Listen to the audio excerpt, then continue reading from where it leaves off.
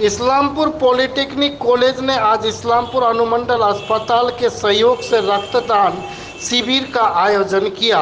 इस दौरान महकमा शासक अब्दुल सईद, अनुमंडल अस्पताल के अधीक्षक सूरज सिन्हा, पॉलिटेक्निक कॉलेज के कार्यवाहक प्राचार्य गौतम नंदी आदि उपस्थित थे। कार्यवाहक प्राचार्य गौतम नंदी ने कहा, यह तीसरा साल है जब हमने रक्तदान शिविर का आयोजन किया है, लेकिन हर साल हम इंजीनियर दिवस यानी 15 सितंबर को मनाते हैं। इस बार रविवार होने के कारण इसे थोड़ा पहले आयोजित किया जा रहा है। उन्होंने कहा कि पढ़ाई के साथ साथ कुछ सामाजिक जिम्मेदारियां भी होती है। Bureau report, news Bharat. Polytechnic होवार पर अपनी हायर स्टडीज করুন এবং ভালো করে ডিসিপ্লিন মেইনটেইন করুন so that you will be मतलब अपनी जीवन अपना जो लाइफে এগিয়ে চলে যান। Thank you very much.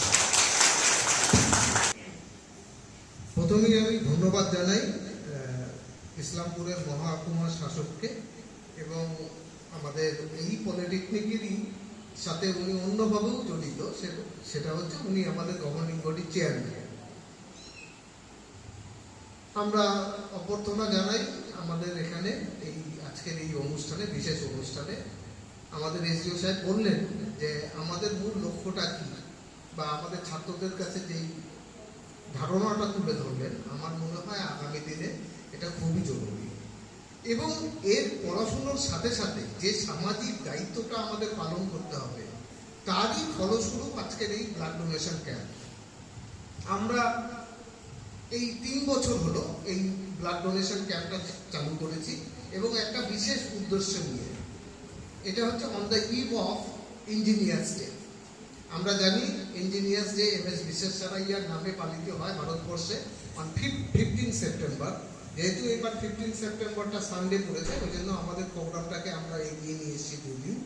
এবং আমরা অবশ্যই ধন্যবাদ জানাই যে ইসলামপুর মহকুমা হাসপাতালের কর্মচারীবৃন্দ, ব্লাড ব্যাংকের যারা কর্মচারী, ডাক্তারবাবু যারা রয়েছেন তাদেরকে, তাদের সহযোগিতা ছাড়া কিন্তু আমরা এই অনুষ্ঠানটা কখনোই সাকসেসফুল করতে পারবো না।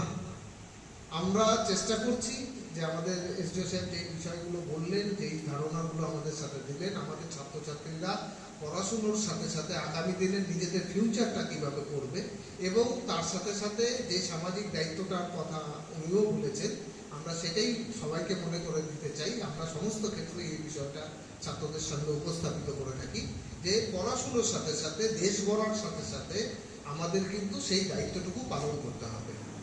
কারণ একটা বিষয়কে সবসময় ইঞ্জিনিয়ার্সরা যে ডিফারেন্ট, এই জায়গাটাকে তৈরি করতে হবে। অবশ্যই সমাজের প্রত্যেকটা মানুষের তার যে কাজ করে, প্রত্যেকটা কাজেরই কিন্তু একটা না একটা দিক রয়েছে, তার সেই কাজটাকে সম্মান করতে হবে।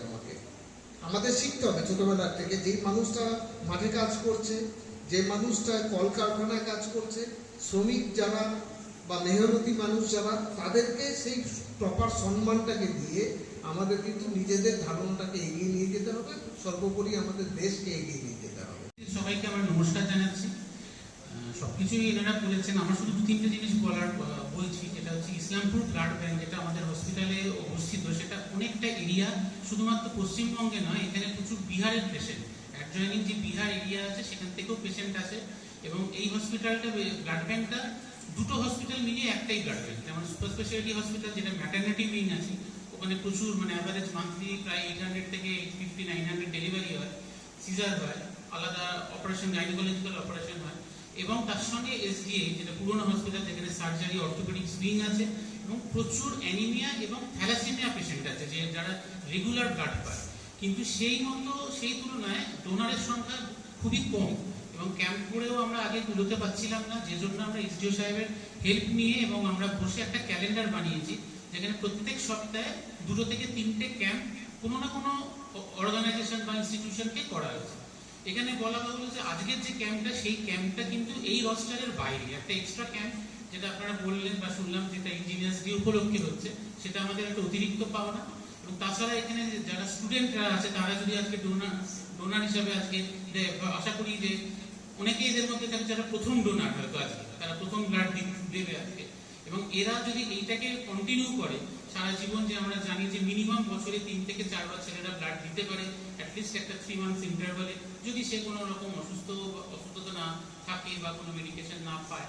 তাহলে এই জিনিসটা যদি হয়, আমাদের আগামী প্রজন্মে বেশ কিছু ডোনার তৈরি হবে, যারা হয়তো এরা যেখানেই থাকুক না কেন সেই পপুলেশনকে তারা হেল্প করবে। তা এই রকম ক্যাম্পে আমি আরো চাইছি এরকম হোক।